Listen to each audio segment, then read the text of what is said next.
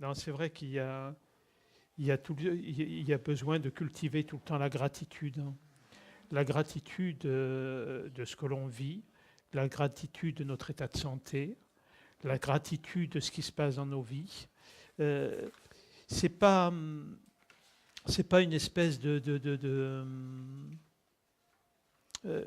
comment dire, de religiosité ou, ou d'être un peu grenouille de bénitier, mais c'est véritablement un acte de conscience, de toujours être conscient, effectivement, euh, de toutes les grâces que l'on reçoit en permanence. Quand on regarde en fait notre corps humain, euh, à savoir qu'il suffit qu'il y ait une seule enzyme qui ne fonctionne pas, notamment la dopamine, par exemple, je prends cet exemple-là, c'est la maladie de Parkinson. Et un seul petit grain de sable dans notre métabolisme, et il peut y avoir les choses les plus graves qui peuvent se passer. Donc c'est toujours d'avoir conscience de ça, parce que quand on met de l'attention à cet endroit-là, dans cette gratitude, en plus effectivement d'être dans cette reconnaissance-là, on peut toucher au fond de nous à ce que l'on appelle la joie sans cause, c'est-à-dire juste la joie d'être en vie. Donc, euh, c'est une petite chose, mais en fait, la paix intérieure, qui est le sujet aujourd'hui, va euh, se, se trouver en nous, pas par des grandes choses, mais justement que par des petites choses. Parce que si on regarde en nous, qu'est-ce qui, qu'est-ce qui gêne et qui empêche effectivement que la paix intérieure puisse s'installer? C'est uniquement un phénomène tout le temps d'attraction et de répulsion. C'est-à-dire ces deux phénomènes, attraction et répulsion.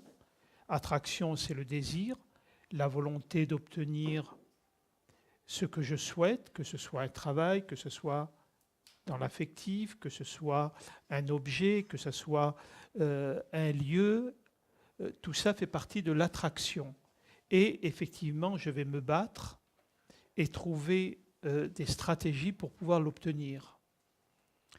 Et la répulsion, et bien sûr, c'est essayer d'éloigner de moi tout ce qui est déplaisir. Et effectivement, je ne vais pas les énumérer, vous les connaissez aussi bien que moi. Donc ces deux phénomènes, attraction euh, et répulsion, c'est j'aime, j'aime pas, je veux pas. Donc c'est le phénomène de la dualité. Et sans dualité, il n'y a pas de vie. Donc la vraie question, c'est est-ce que réellement la paix intérieure ou la paix elle-même peut exister? Parce que on voit le nombre de chercheurs de paix, que ce soit dans la religion, que ce soit dans le laïque, que ce soit dans le politique, que ce soit dans le médical, partout on entend ça. Sans parler effectivement de tous les développements personnels, les stages de bien-être, tout ce que l'on peut trouver pour essayer d'aller vers la paix. Euh, je pense profondément que notre monde ne peut pas être en paix, qu'on ne peut pas être véritablement en paix non plus par la volonté, par le désir ou par l'action. Euh, la paix, en fait, pourrait prendre différents mots. Elle peut prendre le nom de silence, elle peut prendre le mot d'amour. C'est-à-dire, euh, la paix, c'est toujours ce même rayon, c'est-à-dire de trouver un état où il n'y a plus de mouvement.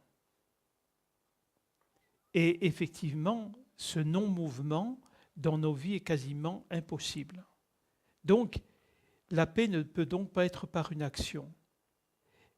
La paix sous-tend toute chose comme l'amour, comme la joie, comme le silence. Donc c'est uniquement non pas de chercher la paix réellement, mais essayer de comprendre qu'est-ce qui la masque, qu'est-ce qui empêche effectivement que cet état de paix puisse fonctionner et qu'on puisse la trouver en nous ou dans le monde. Donc on va essayer de regarder ça un petit peu en avançant dans la journée.